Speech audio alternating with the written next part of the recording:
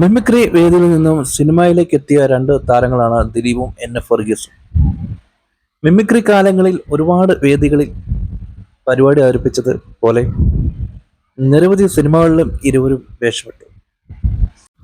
എന്നാൽ സിനിമാ ജീവിതത്തിന്റെ തുടക്കകാലത്ത് ഇരുവരും തമ്മിൽ നേരിയൊരു പിണക്കുണ്ടായിരുന്നു. ഈ വഴക്ക് കാരണം സിനിമയിലെ തന്റെ അവസരങ്ങൾ ദിലീപ് മുടക്കുമോ എന്ന ഭയവും എഫ് വർഗീസിനുണ്ടായി. എന്നാൽ ആ സമയത്ത് ദിലീപ് സ്വീകരിച്ച നിലപാടിനെക്കുറിച്ചും എഫ് വർഗീസ് എന്ന കലാകാരനെക്കുറിച്ച് കൂടുതൽ തുറന്നു പറയുകയാണ് സംവിധായകനായ ലാൽ ജോസ്. തന്റെ സ്വന്തം യൂട്യൂബ് ചാനലിലൂടെയായിരുന്നു അദ്ദേഹത്തിന്റെ പ്രതികരണം. എഫ് വർഗീസ് ഏട്ടനെ ആദ്യം നമ്മൾ അറിയുന്നത് കൊച്ചിൻ ഹരിശ്രീയുടെ മിമിക്സ് പരേഡിന്റെ അനൗൺസറായിട്ടാണ്. ഘനഗംഭീരമായ ശബ്ദത്തിന്റെ ഉടമയാണല്ലോ അദ്ദേഹം. അനൗൺസ്മെന്റിനൊപ്പം തന്നെ സ്കിറ്റുകളിലെ ചില കഥാപാത്രങ്ങൾ അദ്ദേഹം ചെയ്തിരുന്നു. ആ കാലത്ത് പുറത്തിറങ്ങിയ മിമിക്രി വീഡിയോ കാസ്റ്റുകളിലും അദ്ദേഹം സജീവമായിട്ടുണ്ടായിരുന്നു. വിഷ്ണുലോകം എന്ന് പറഞ്ഞ സിനിമയിൽ ദിലീപ് വന്നതോടെ അവൻ പറഞ്ഞ് എഫ് വർഗീസിനെ കാണുന്നതിന് മുമ്പ് തന്നെ അദ്ദേഹത്തെക്കുറിച്ച് അറിയാം. ദിലീപ് ഹരിശ്രീയിലുണ്ടായിരുന്നു. ആഷ്കാലം എന്ന് പറയുന്ന സിനിമയുടെ പ്ലാനിങ്ങുകൾ നടക്കുന്ന സമയമാണ്. കൃത്യമായി പറഞ്ഞാൽ അതിന്റെ ഷൂട്ടിംഗ് തുടങ്ങി. അതിലൊരു ജയിലറിന്റെ വേഷമുണ്ട്. 2-3 സീനുകളാണ് ഉള്ളതെന്ന് ലാൽ ജോസ് പറയുന്നു. ആ വേഷം ആര് ചെയ്യാന്നൊക്കെ പറഞ്ഞ് പല പേരുകളും ആലോചിക്കുന്നതിനിടയിൽ ദിലീപ് കമൽ സാറിനോട് പറഞ്ഞു, സാർ അത് എഫ് വർഗീസ് ചേട്ടന് കൊടുക്കണം എന്ന്. അപ്പോൾ അതെന്താണ് നിനക്കിത്ര താല്പര്യം എന്ന് കമൽ സാർ ചോദിച്ചപ്പോഴാണ് ദിലീപ് ആ കഥ പറയുന്നത്. അവനും എഫ് വർഗീസും ചേട്ടനും തമ്മിൽ ഒരു ഇഷ്യൂ ഉണ്ടായിട്ടുണ്ട്. അതായത് ഹരിശ്രീയുടെ പ്രോഗ്രാം ഉണ്ടായിരുന്നൊരു ദിവസം ദിലീപ് ഓസ്കാറിന് വേണ്ടി കളിക്കാൻ പോയി. ഓസ്കാർ എന്ന് പറഞ്ഞാൽ അവരുടെ എതിർ ഗ്രൂപ്പാണ്. അഭിയും ആദർശയുമൊക്കെ നയിക്കുന്ന ആ ഗ്രൂപ്പിന്റെ ആ സമയത്തെ ഓണർ ബേബി പേട്ട എന്ന് പറയുന്ന ആളാണ്. കൊച്ചിൻ ഓസ്കാറും ആദ്യം മാളച്ചേട്ടന്റെ ആയിരുന്നു. ദിലീപിന് അഭിയും ആദർശമൊക്കെയായി നല്ല ബന്ധമാണല്ലോ. അങ്ങനെ അവരുടെ പ്രോഗ്രാമിന് ഒരാൾ കുറവുണ്ടായിരുന്നു. ഒരു ദിവസം ദിലീപ് അവരോടൊപ്പം പരിപാടിക്ക് പോയി. ചെയ്യുന്നത് തെറ്റാണ്. ഹരിശ്രീക്ക് പ്രോഗ്രാമുള്ള ദിവസമാണ് ദിലീപ് ഓസ്കാറിന്റെ കൂടെ പ്രോഗ്രാമിന് പോയത്.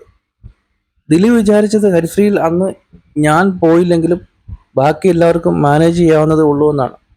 അങ്ങനെ ഒരാളില്ലെങ്കിലും പലരും മാനേജ് ചെയ്ത് പരിപാടി നടത്താറുണ്ട്. ഇവിടെ ആണെങ്കിൽ പ്രധാനപ്പെട്ട 2-3 പേരാണ് ഇല്ലാതിരുന്നത്. അതുകൊണ്ടും കൂട്ടുകാർ വിളിച്ചത് കൊണ്ടുമാണ് ദിലീപ് പോയത്. ഒരു സഹായം എന്നല്ലാതെ ആ സമയത്ത് അവൻ അതിന്റെ സീരിയസ്നെസ് ആലോചിച്ചില്ല. പരിപാടി കഴിഞ്ഞ ദിലീപ് ഹരിശ്രീ ചെന്നു. ആ സമയത്ത് ഹരിശ്രീയുടെ മാനേജർ എഫ് വർഗീസ് ഏട്ടനാണ്. ദിലീപിനെ കണ്ടത് എഫ് വർഗീസ് ഏട്ടൻ വളരെ ക്രൂരമായൊരു ചീത്ത ദിലീപിനെ പറഞ്ഞു. അമ്മയും അച്ഛനെയും ഒക്കെ കണക്ട് ചെയ്തിട്ടുള്ള ഒരു ചീത്തവിളിയായിരുന്നു. ദിലീപ് വന്ന് കരഞ്ഞുപോയി. ഞാൻ തെറ്റ് തന്നെയാണ് ചെയ്തത്, പക്ഷെ അതിന് വീട്ടിലിരിക്കുന്ന ആൾക്കാരെ പറയേണ്ട കാര്യമുണ്ടോ എന്നാണ് ദിലീപ് ചോദിക്കുന്നത്. വർഗീസ് ഏട്ടൻ അപ്പോഴത്തെ ദേഷ്യത്തിന് അറിയാണ്ട് പറഞ്ഞു പോയതാണ്. അതിൽ അയാൾക്കൊരു കുറ്റബോധവും ഉണ്ടായിട്ടുണ്ടെന്നും ലാൽ ജോസ് പാർക്കുന്നു.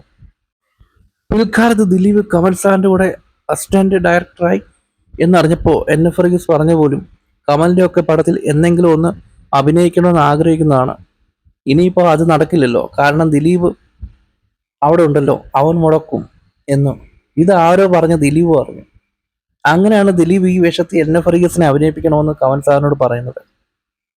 എനിക്ക് അങ്ങനെ യാതൊരു പ്രതികാരവും. ഇവിടെ ഇങ്ങനെ ഒരു റോളിൽ പുള്ളിയെ പരിഗണിക്കുന്നതിനെ കുറിച്ച് പുള്ളി അറിഞ്ഞിട്ടുണ്ട്. അപ്പോൾ അത് നടന്നില്ലെങ്കിൽ തീർച്ചയായും അതെൻ്റെ തലയിൽ വരും. ഞാനത് മുടക്കിയെന്ന് പുള്ളി വിചാരിക്കുമെന്നും ദിലീപ് കമൽ സാറിനോട് പറഞ്ഞു. പുള്ളി അങ്ങനെ വിചാരിച്ചാൽ അത് ദിലീപിന് യാതൊരു നഷ്ടവുമില്ല. കാരണം ദിലീപ് അപ്പോഴേക്കും ട്രാക്ക് മാറിക്കഴിഞ്ഞിരുന്നു.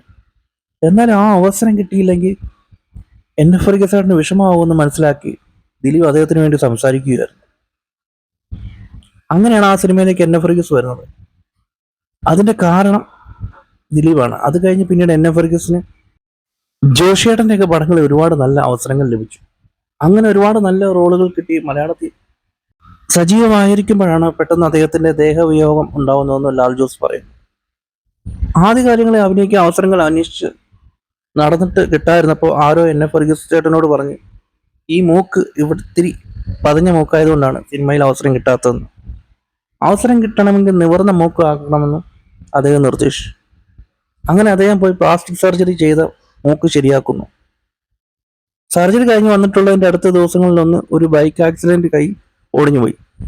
സർജറി ഒക്കെ ഭയങ്കര കുഴപ്പമായി. കയ്യിന്റെ പ്രോബ്ലം കൂടി വന്നപ്പോൾ പുള്ളിക്ക് ഇനി സിനിമയിൽ ഒരിക്കലും അഭിനയിക്കാൻ പറ്റില്ലെന്ന് കരുതി. എന്നാൽ അതിനുശേഷമാണ് അദ്ദേഹത്തിന് സിനിമയിൽ നല്ല വേഷങ്ങളൊക്കെ ലഭിച്ചു തുടങ്ങിയത്.